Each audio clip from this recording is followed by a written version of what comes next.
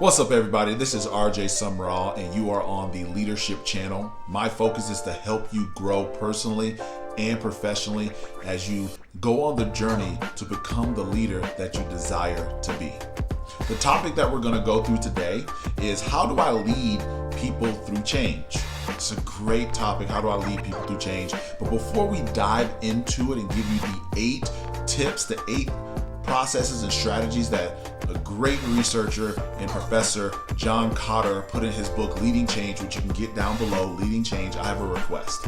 Go ahead and click the thumbs up, which is down below, and push that subscribe button and go on the journey, or let me go on the journey as you develop in your leadership. The other thing I have is if you have any questions about leadership, please put it in the comments, as I do read all the comments and I do respond to those comments. I would love to hear what are some of the leadership things that you have questions about. I would love that, so please go ahead and do that because I want to help you guys grow in your leadership personally and professionally. So let's dive into what are those 8 things that are going to help us grow or help us navigate people through change. So number 1 that John Kotter helps us with in his book, Leading Change, is this. We have to create urgency. What does that mean? We can't just say, hey guys, we got this opportunity come up and we need to prepare for it. Or hey guys, we got this obstacle that I think that's going to be coming. We need to prepare for it so we can get on the other side. No, it's, hey, these opportunities are coming. We want to start preparing today because there's some great opportunity that is coming, whatever that opportunity is, and we want to prepare now. It's not we want to prepare later, or we want to think about getting prepared for that future opportunity or that future obstacle. It's creating urgency for the now, for the right now, not tomorrow, but right now. You got to really dive into it. And how do you do that? By capturing people's heart. You have to capture people's heart, not just their mind. Because if you capture their mind, then it's just going to get put in the filing cabinet back here. You capture their heart, it's going to be right here. And that's going to create urgency for those that are following you. Number 2 is you have to create a powerful change team. What in the world is a powerful change team?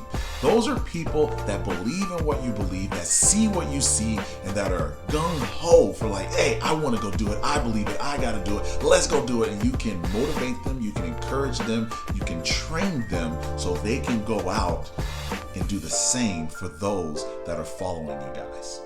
So you got to create a team of soldiers that's going to go out, that believes what you believe, and help change. Here's a good one. My man Jesus, we just celebrate Easter. My man Jesus, he had a great change team. His apostles.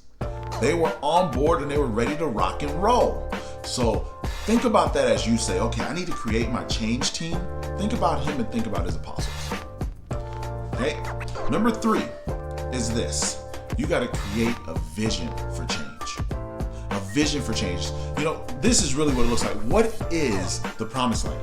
What is that thing that we're striving to get? We want to get to the other side, to that promised land. Where are we trying to go? What is on the other side? And that is what the vision is. Vision is seeing what's in the future. And that is what we want to help our followers see. And we want to get them excited. So number 4 is communicating the vision. So when you say communicating vision, you're like, oh yeah, I told them once they should be ready to rock and roll. If you have children, then you will understand that you can't just tell them once. You got to tell them 2, 3, 4, 5, 10 times to do something. It's the same thing for those that follow you. You have to tell them over and over and over and over, but not just in one way.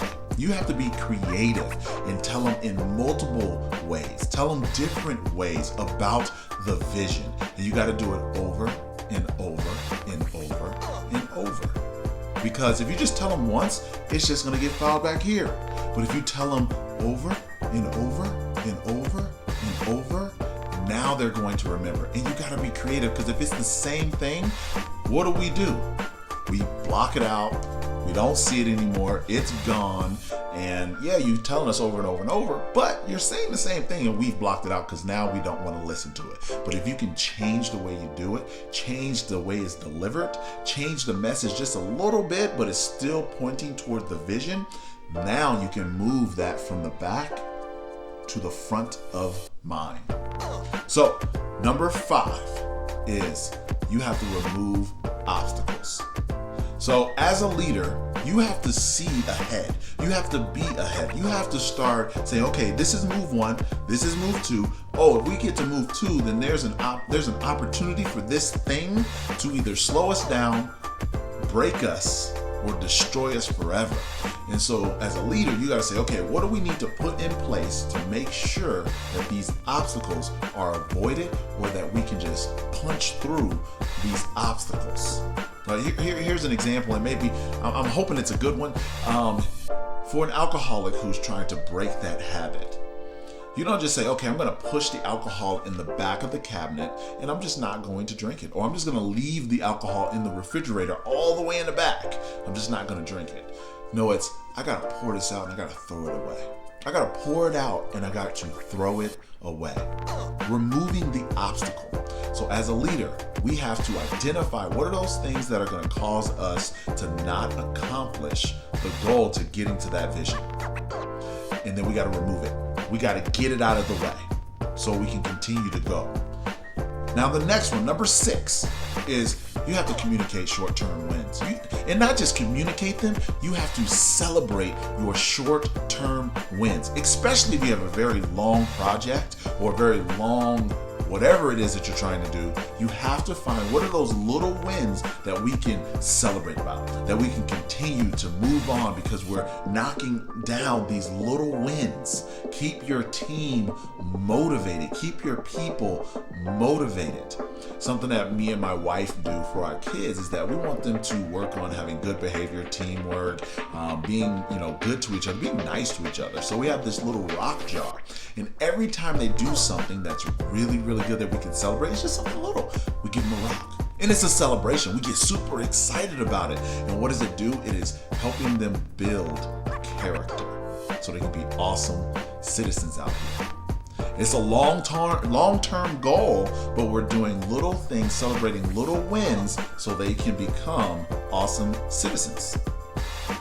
Number 7. It's very simple. Number 7. Rinse and repeat.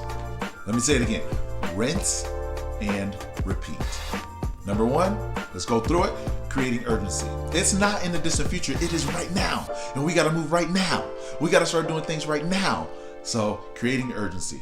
Number 2, create a change team.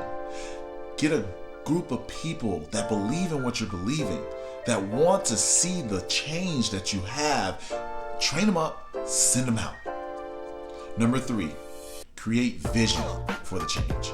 You got to share the vision. You got to share the vision. You got to see the vision and you got to share it. Number 4, communicate. Frequent and creative. Remember, communicate the vision frequently and creatively. Number 5, remove the obstacles. As a leader, we have to look ahead and try to find the obstacles so we can remove them out of the way or prepare to bust through them so they don't slow our process down. Number 6, create short-term wins. Just think about the rock jar, or think about, hey, how can we celebrate these short-term wins so we can continue to be motivated and continue to see what's at the end. And as again, number 7 is rinse and repeat. Number 8, you got to anchor in the change. Anchor the change in. You got to anchor the change in. Once you get there, lock it in, set it in, and accept it, and go with it. Anchor in the change. Again, if you guys want to dive deeper into this content, go to John Kotter, and his book is Leading Change. If you don't want to research it and look for it, just go ahead and click the link down below. It'll send you directly to Amazon, and you can go ahead and get that book. And he goes in greater detail of these 8 things that will help you lead people through change. Again, if you like the content, go ahead and smash, beat up, just go ahead and push that like button and subscribe to the channel. I'll catch you guys on the next video. See you later. Love you all. Bye-bye.